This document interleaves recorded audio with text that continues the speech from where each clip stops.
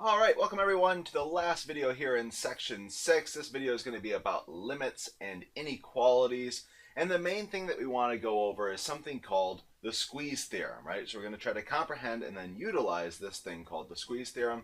And this is going to help us evaluate out some more complicated limits. And the claim is, well, let me motivate this for us, right? That we can't actually solve all limit problems yet. In fact, we probably never will be able to.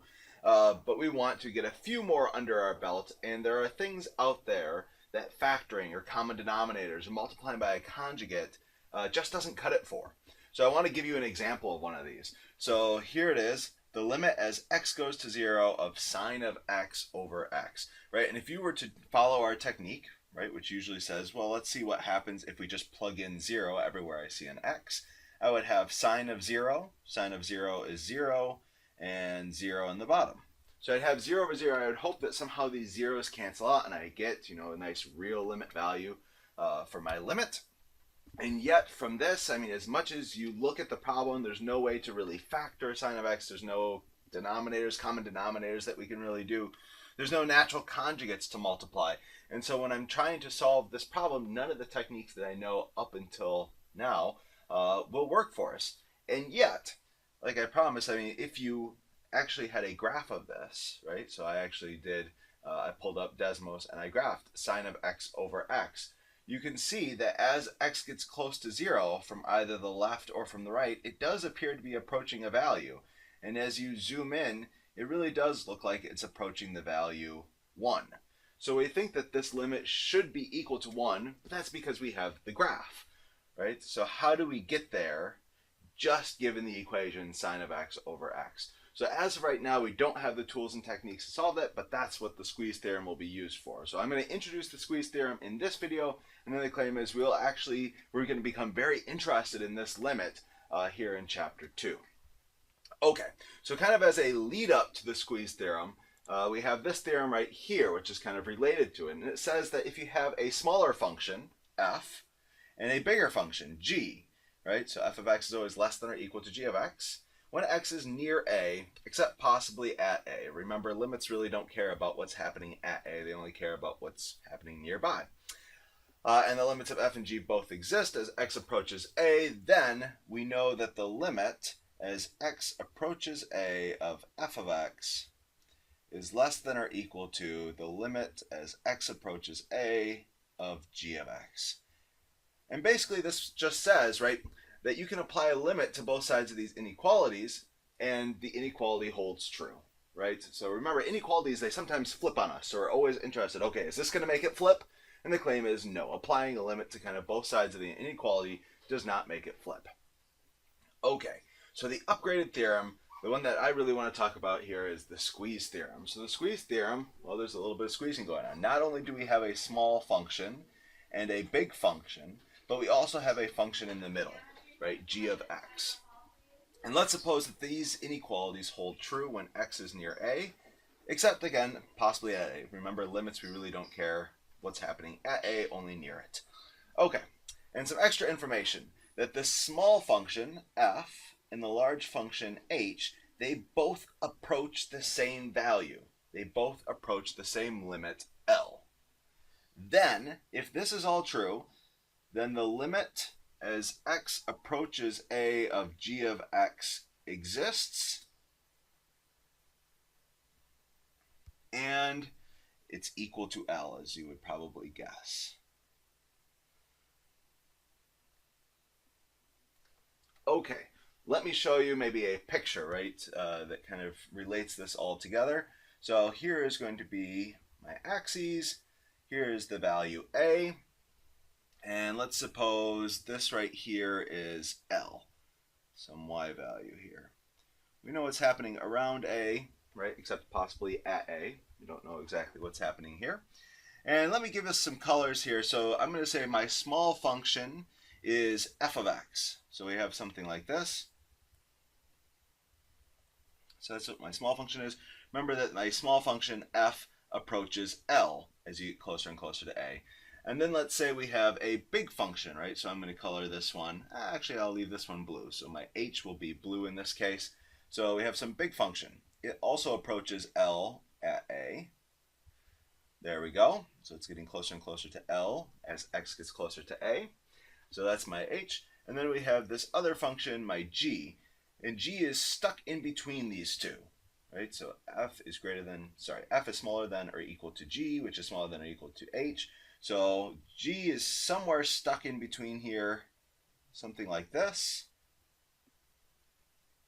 There we go. And the claim is that you don't have any other choice, right? Because both f and h approach L. G, the thing that's stuck in between, is being squeezed.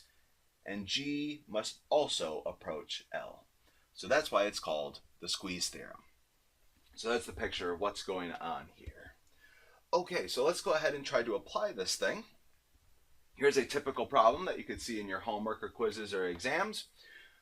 Notice we have some inequalities that are given to us. We have a small function, we have a medium function, and we have a large function, right? Something that's stuck in between.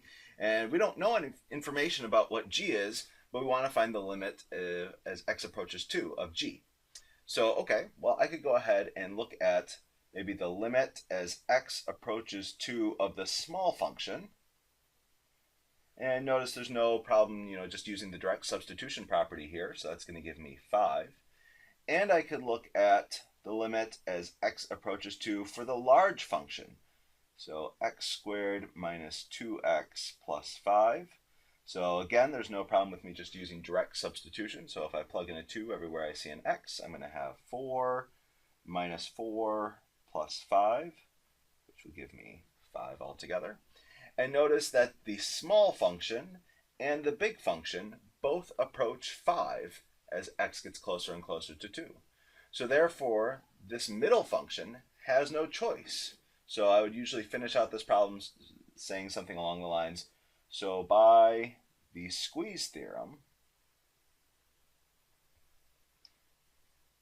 we only have a few kind of named theorems, and this is one of them here. So if you're going to use one of these named theorems, it's nice to say it, right? So I'm going to use the squeeze theorem. So by the squeeze theorem, the limit as x approaches 2 of g of x is indeed equal to 5. Okay, so one problem down, I have one more to go. Claim is there's only a few problems that we can actually realistically apply the squeeze theorem to. I mean, there are lots more, but they take quite a long time. So this is another case that we're going to use the squeeze theorem. But notice, in the previous one, we had this nice inequality set up for us. This one, we don't have the inequality. I don't know what is supposed to be this big function, what is supposed to be the small function. I'm assuming that this is supposed to be the one that's stuck in the middle, right? That's going to be hard to evaluate. Notice what happens if I was to just plug in 0 everywhere I see an x. I would have 0 times cosine of 2 over 0. So I'd have division by 0 and multiplication by 0. So this is one of these that, yeah, we don't know what's going on. We have kind of a 0 over 0 sort of scenario. So, okay, let's try to use the squeeze theorem. And the claim is, when you have something like this, particularly with a trig function, that trig functions have natural bounds, right? So the claim is that cosine, and I'm going to use u right here, but we can stick in whatever, in particular this 2 over x, but cosine of u is always stuck between 1 and -1, right? So if we draw the graph of cosine, it looks something like this. I'll use maybe pink. Something like that. And notice that it's always smaller than or equal to this height, which is 1, and it's always bigger than or equal to this height, -1. So anytime you have a sine or a cosine, we have these natural bounds, that they're always stuck between -1 and 1. And so we start to see forming, an inequality. But I want to say something about x squared cosine of 2 over x. So in order to say something about x squared cosine of 2 over x, I'm going to multiply by x squared on all sides. So x squared,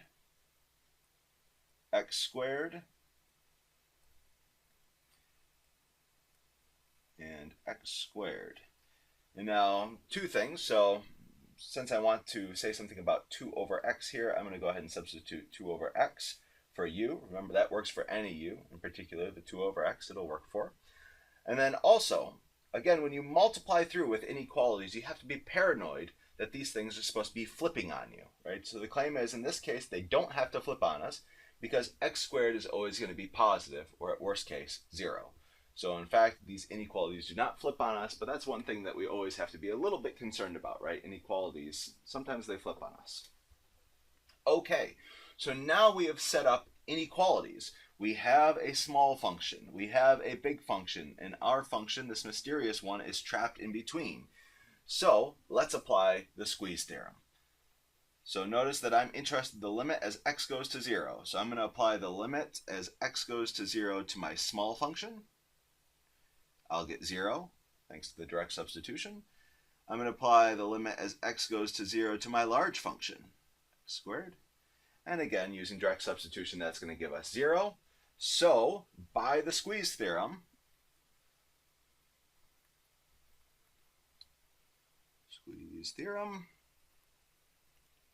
we know, let me just denote theorem, THM, we have that the limit as x goes to 0 for our middle function, x squared cosine of 2 over x, will also have no choice but to be 0.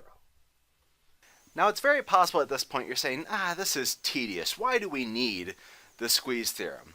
And the claim is we need to think back about what led us down this path, right? In 1.4, we became very interested in this idea of instantaneous rate of change, right? How is a function changing at an instant? And the claim is that we actually need this squeeze theorem to be able to tell you how some functions are changing at an instant. In particular, for sine, for cosine, right, our beloved trig functions, we're going to need this squeeze theorem. But actually, I'm getting a little ahead of myself. We will discuss this further in Chapter 2, Section 4. All right, so that'll do it for the squeeze theorem, and that'll do it for section number 6. I'll see you guys next time in 1.7 when we talk about the precise definition of the limit.